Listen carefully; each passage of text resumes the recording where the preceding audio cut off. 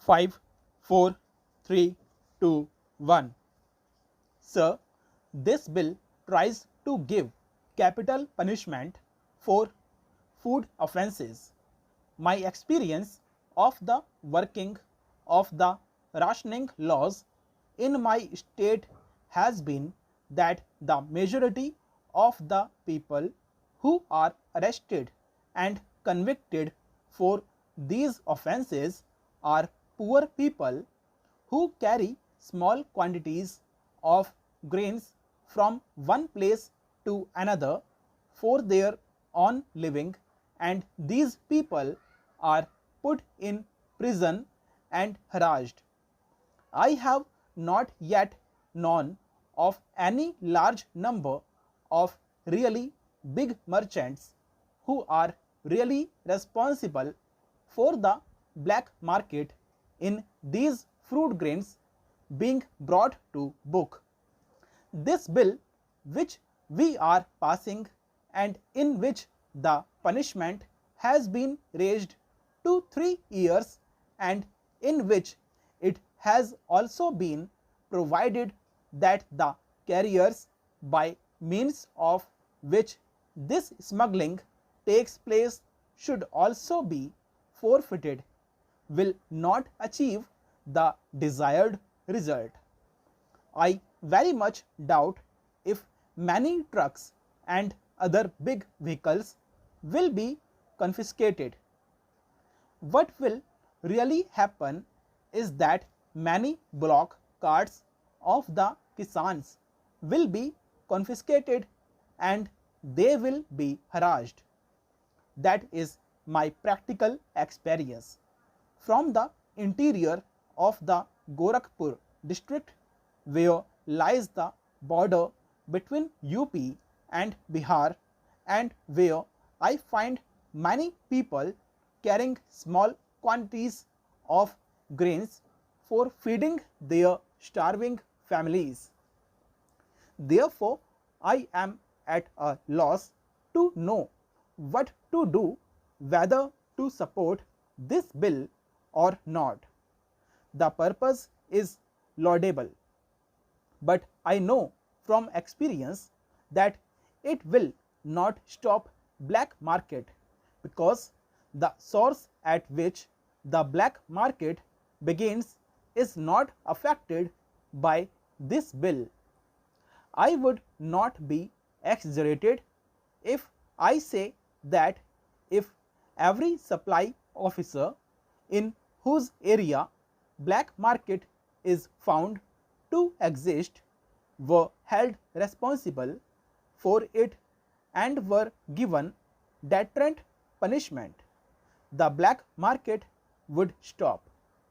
But by catching small people and giving them deterrent punishment, I do not think you will be really solving this problem.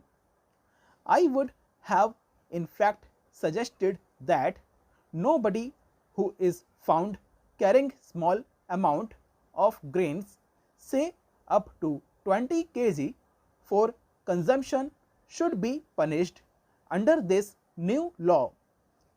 That would at least save the people who commit these offences, mostly out of ignorance and sometime out of dire necessity.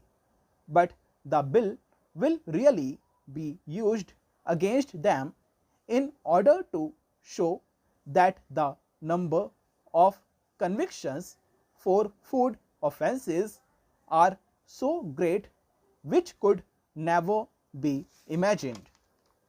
I really warn the government that they will not be stopping the black market by raising the punishment to 3 years. There must be some method by which they can attack the black market at the root by purifying their own control department, which is charged with the duty of enforcing the food laws, and unless they become more honest and deterrent, punishments are given to them for dishonesty, I do not think that this bill will be very helpful. Sir, I was the president during the year before last of the Rationing Employees Union in UP. All the rationing employees in UP were members of the union and they had their grievances about pay and other things. From direct knowledge, therefore, I can say that a premium is put on dishonesty in this department. Generally, a corrupt officer wants his subordinates to be corrupt. Honest subordinates find it difficult to carry on and are very often dismissed as incompetent or are victimized on false charges. Dishonest subordinates are seldom caught as they act in collusion with dishonest officers. Even if they are even dismissed, they have already collected enough to fall back upon. There were cases where people who were dismissed had already earned several thousands and sometimes even lakhs. Unless strong measures are taken that everybody who is enrolled in the supply department will have to give an inventory of all his assets, and if and when he leaves that department, and at intervals his assets will be checked to see that he has not made illegal gains. I do not think you can really control the black market unless you have a service which is honest, which is really inspired by the ideal of administering these food laws with honesty. You cannot really eradicate the black market. We all know that the problem of food and its conservation is all important.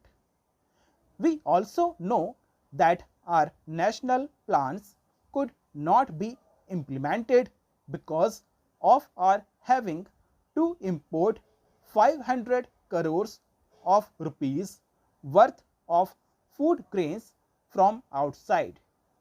In fact, we have been promised that in 2010 we will not import food grains.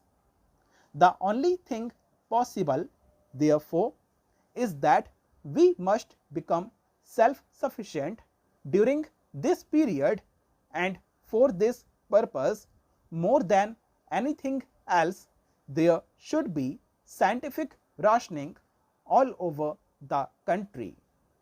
Things should be so ordered that no food is wasted and nobody is deprived of the required quantity.